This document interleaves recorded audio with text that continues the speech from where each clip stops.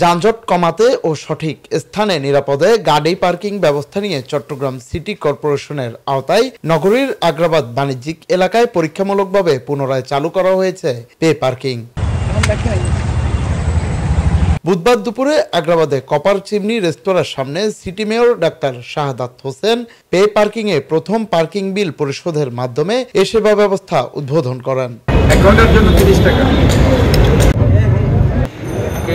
আজকের এই অনুষ্ঠানটির মধ্য দিয়ে স্মার্ট পে পার্কিং এর মধ্য দিয়ে আগ্রাবাদের এই বাণিজ্যিক এলাকাটি আমরা প্রথমে একটা মডেল এলাকা হিসেবে আমরা চিহ্নিত করেছি এবং এখানে আমরা পরীক্ষামূলকভাবে এই যাত্রাটি আমরা শুরু করছি। যদি এখানে তারা খুব স্মার্টলি সেটা করতে পারে এবং সেখানে যানজট নিরসন করতে পারে, তো আমরা আলটিমেটলি এই পাইলট প্রজেক্টের আওতায় চট্টগ্রামের অন্যান্য জায়গায় যেখানে যানজট বেশি হচ্ছে সেটা নিরসনের জন্য অবশ্যই তাদেরকে দায়িত্বের সামনে তুলে, এবং আমি যেটা মনে করি যে আমাদের সবাইকে মিলেই একটি সুন্দর শহর গড়ে তুলতে হবে।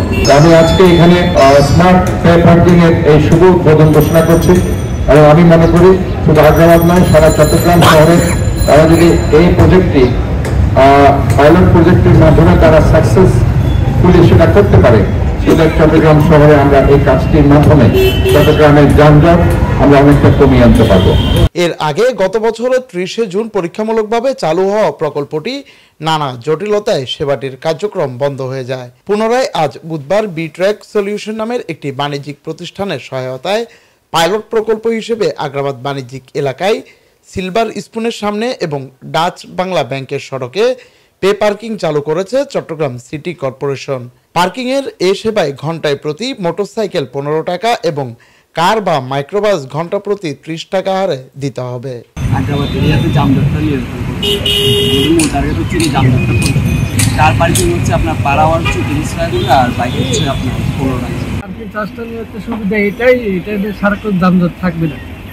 আর যদি পার্কিং চার্জটা সারাক্ষণ এটা যানজট থাকে, এখন পার্কিং থাকাতে এখানে অন্য বাইরে গাড়ি এসে এখানে যানজট লাগে, সেক্ষেত্রে রাস্তাটা ক্লিয়ার থাকে। পে পার্কিং উদ্বোধন অনুষ্ঠানে উপস্থিত ছিলেন বিটেক সলিউশনের CEO Mohammad Tanvir Siddique, head of operation Safed Abdullah, senior executive Mujbia Shukrana, executive Tarikul Islam.